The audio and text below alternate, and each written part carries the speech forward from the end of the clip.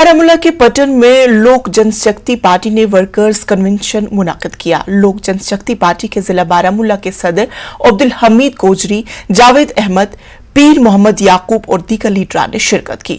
अब्दुल हमीद कोजरी ने कहा कि आने वाले असेंबली इंतखाबात में लोक जनशक्ति पार्टी जम्मू कश्मीर के तमाम हलकों से इंतखाब लड़ेगी।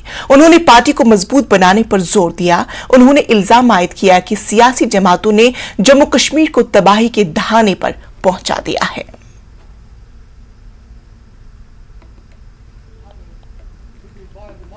हमें इंशाल्लाह हर डिस्ट्रिक्ट में, हर कॉन्स्टिट्यूंसी में अपने कैंडिडेट खड़ा करने हैं और लोगों के हित के लिए। आज तक जो भी हुआ है धोखा ही धोखा मिला हमें। वर्करों से यही अपील रहेगी कि आप लोग मेहनत करो, पार्टी का सपोर्ट करो। इंशाल्लाह जो भी मुतालबे होंगे इंशाल्लाह हम पूरा करेंगे।